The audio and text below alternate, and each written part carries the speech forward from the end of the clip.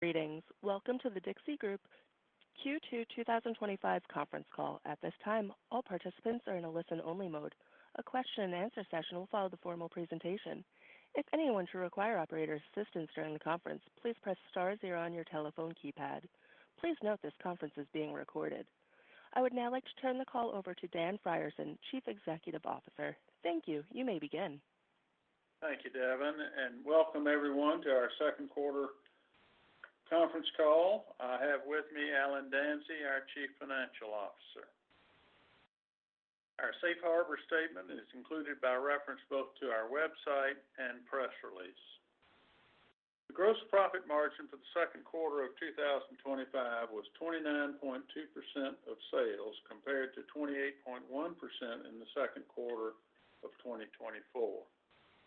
Operating income in the second quarter of 2025 was $3.2 million compared to $2.3 million in the second quarter of the prior year.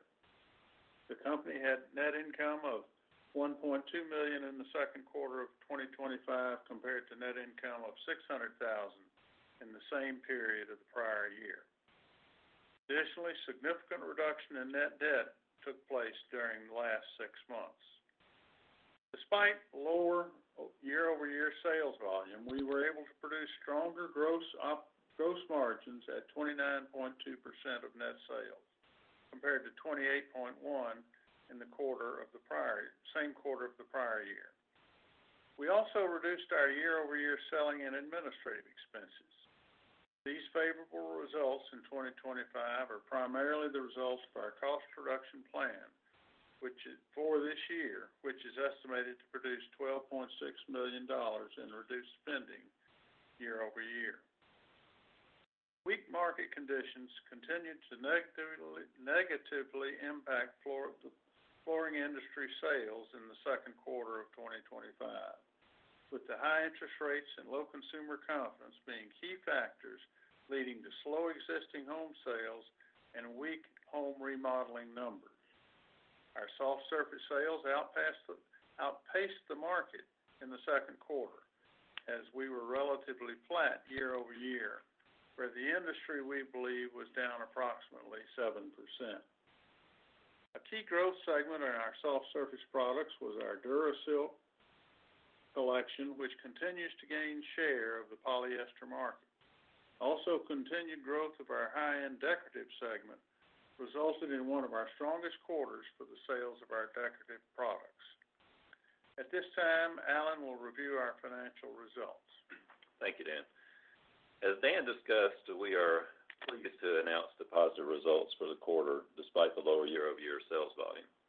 Through our ongoing company-wide cost reduction initiatives, we have been able to reduce costs of materials and reduce expenses within our production processes. This helped lead to strong gross margins of 29.2% of net sales in the current quarter compared to 28.1% in the prior year, and 28.1% on the year-to-date with a comparison of 26.2% in the prior year. Selling and administrative expenses in our second quarter were $600,000 or 3.4% below the same quarter of the prior year and slightly lower on the year-to-date. With the launch in prior years of product initiatives for hard surfaces, decorative, and polyester substantially complete, ongoing selling and marketing expenses are being maintained at a level to support our new product introductions and sample replenishment. Our interest expense on the year was $3.4 million compared to the 2024 year-to-date interest expense of $3.2 million. Higher internal interest rates and amortization of financing fees contributed to this difference. The net income on the quarter was $1.2 million compared to a net income of $600,000 in the prior year. For the fiscal year-to-date June, we had a net loss of $537,000 compared to a net loss of $1.2 million in the prior year. On our balance sheet, our June month-end receivables of $28.9 million was up from our seasonally low year-end balance of $23.3 million. The net increase was driven by the comparatively higher sales volume in the second quarter. Our net inventory balance at the end of the quarter was $67.4 million compared to a net inventory balance of $76.1 million in the second quarter of the previous year. We had a planned reduction of inventory in the fourth quarter of last year, and we continue to manage our inventory at lower levels while maintaining timely service to our customers. Accounts payable and accrued expenses were $41 million compared to $37 million in the same period of the prior year. Net property, plant, and equipment decreased by $2.4 million from prior year end, and this decrease was primarily the result of $2.6 million in depreciation with an offset of $155,000 in capital expenditures. We do plan to hold our capital expenditures at a maintenance level of approximately $800,000 for 2025, and depreciation is estimated to be $5.2 million. The net balance of our senior debt and cash on the balance sheet at the end of the second quarter was $45.6 million, or $4.4 million lower than the same total of $50 million at prior year end. The remaining portion of our term debt decreased by $3.2 million from year end. At the end of the quarter, borrowing availability under our new senior credit facility was $13.1 million, which was subject to a $6 million excess availability requirement. Our investor presentation is available on our website at DixieGroup.com. Dan? Thank you, Alan. Over the last 3 years, the external environment for the floor covering business has continued to be difficult. We have experienced declining sales as mortgage rates have remained at elevated levels. Existing home sales have declined to the 4 million unit level, and consumer confidence has been at historically low levels. As a company, we've been adjusting to these realities, but we're also faced with 2 of our major suppliers exiting the business in a disruptive manner.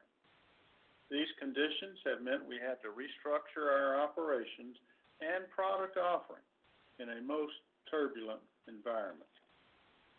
To improve our results and restructure our operations, we've embraced a cost reduction plan that is focused on virtually every phase of our business. Doing more with less has meant reducing costs over the last 3 years by well over $50 million while improving quality and service. We have also invested in our growth initiatives over the last 4 years. We have enhanced our hard surface business, particularly our Fabrica wood program, which has resulted in growth of nearly 10% in the second quarter. We've also invested in our decorative offering through additions to Maslin's 1866 offering and Fabrica's Decor line. We have also broadened our Dixie DH home offering by introducing more highly styled Durasilk polyester products. These actions and activities have helped us to continue growing market share in the soft floor covering market. Thankfully, we also believe soft floor covering is no longer ceding significant market share to hard surface products. From a marketing standpoint, we continued our new TDG Rewards Plus program with new benefits and bonus tiers for our most loyal retail sales associates, and we continued our partnerships with Roomvo and Broadloom in the digital space. These programs, we continue to see increased lead generation, online sampling ordering, and room visualizations. These metrics are promising as today's consumer is searching for floor covering products online, and we must meet them where they are. Our Premier Flooring Center retail partners continue to be a strong point for the company. This program includes a selling system which supports better goods and higher-end products, along with training, unique promotional opportunities, and other benefits. The evolving tariff situation is adding to the current economic uncertainty. The major impact on Dixie is with hard surface products and decorative products. When the earlier tariffs were implemented in April, the industry and we implemented price adjustments and supply chain changes to mitigate the impact of the initial tariffs. We no longer source from China, but we will adjust pricing again as it becomes necessary depending on the rates which are finally implemented. The near-term outlook is very much the same we have experienced for the first half of the year. Sales and orders continue to run slightly behind last year in total, but soft surface products are virtually the same as last year. We continue to reduce costs by improving productivity, conserving energy, and expanding our operational cost initiatives. Looking longer term, At some point, consumer confidence will improve and mortgage rates will decline and the market will improve. Today, family formations are outpacing home construction. Home equity is at an all-time high and there is pent-up demand for more housing. The industry has a history of a prolonged growth period when it exits a prolonged downturn, just as it did after the 2008-09 Great Recession. After that recession, the next 4 years experienced 8% compounded annual growth. We believe our cost reductions and growth initiatives in place will be in an excellent position to take advantage of the changed market dynamics when they occur. At this time, we would like to open the meeting to your questions. Thank you. We will now be conducting a question and answer session. If you would like to ask a question, please press star 1 on your telephone keypad. A confirmation tone will indicate your line is in the question queue. You may press star 2 if you would like to remove your question from the queue. For participants using speaker equipment, it may be necessary to pick up your handset before pressing the star keys. Again, ladies and gentlemen, it is star 1 on your telephone keypad to ask a question. One moment, please, while we poll for questions. Our first question comes from the line of Barry Blank with J.H. Darby & Company. Please proceed with your question. Hi, good morning, Dan. Good quarter that you had. I got one question that's a little difficult, but I don't know if there is an answer to it. But historically, every 1% drop in interest rate, what would that equal usually in percentage of increase in sales, if you could answer that? Barry, I wish I could give you a definitive answer to that. Obviously, I think any reduction in mortgage interest rates would have a positive impact, but I don't think I can give you a definitive number. Is there a lag time? If interest rates should come down, is there usually a lag time from when that comes down to when business would pick up? Yes, I think there is, because floor covering is not the first thing that goes into a house.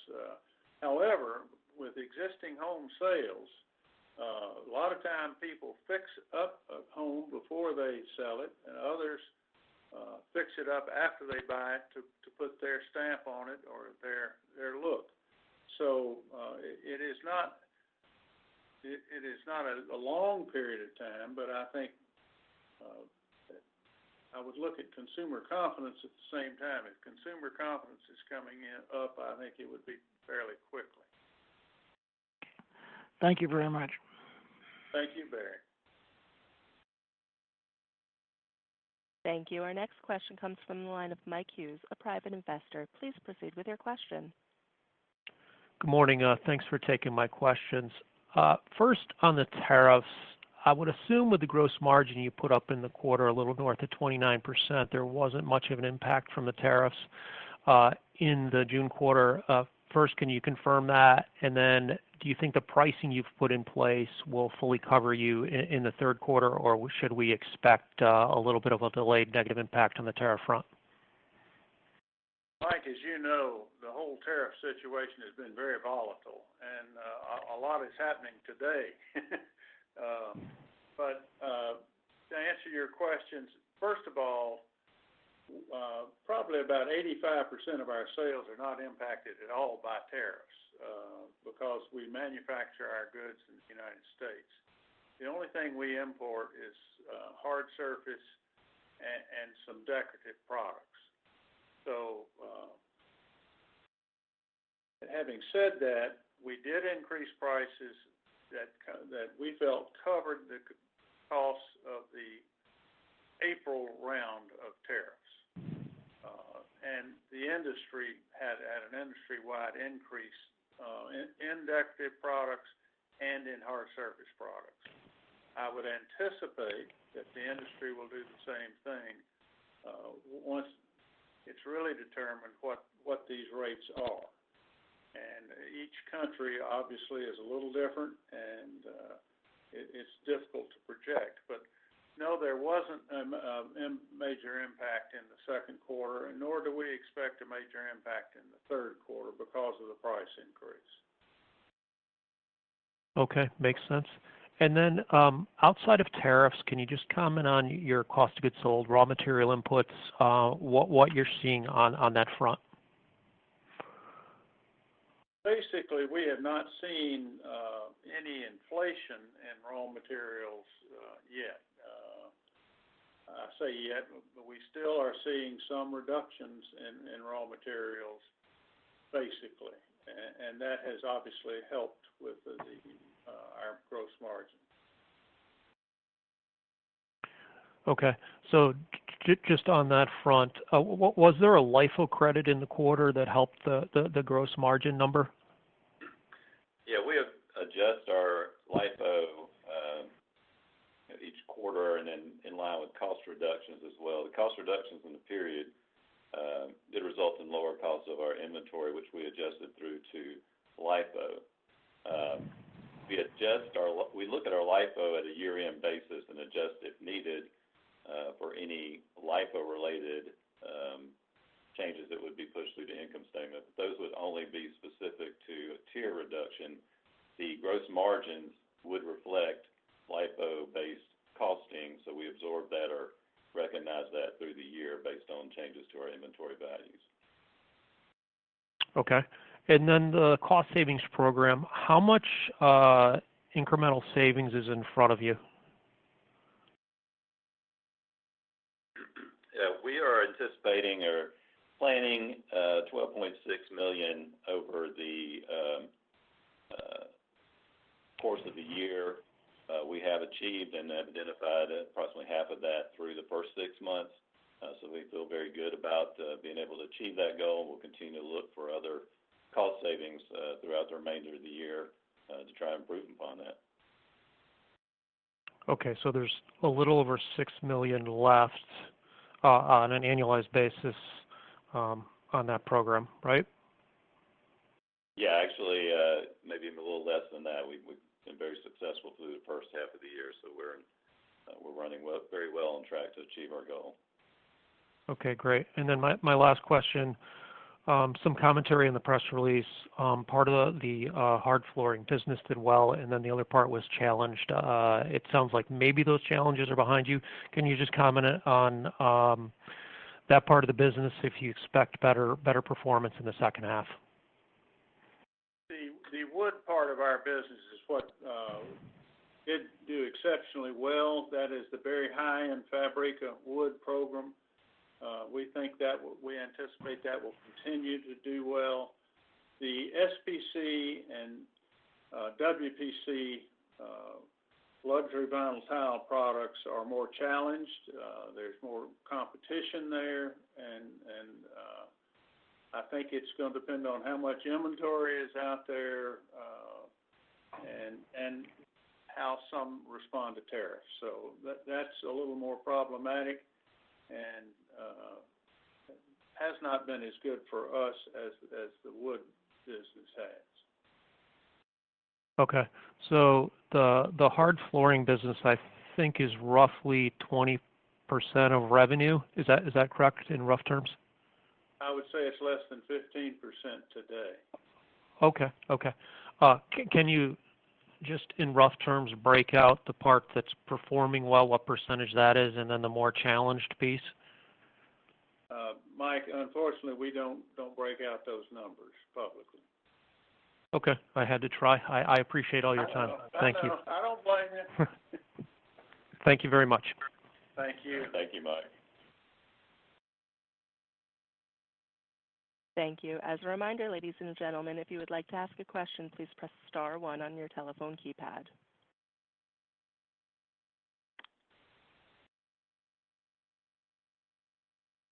It appears we have no further questions at this time. I'd like to turn the floor back over to Dan Frierson for additional comments. Thank you all for joining us for this quarterly meeting. We're happy to report net income and reduction of debt. Both are important parts of our position and going forward. We hope you'll join us next quarter. Thank you.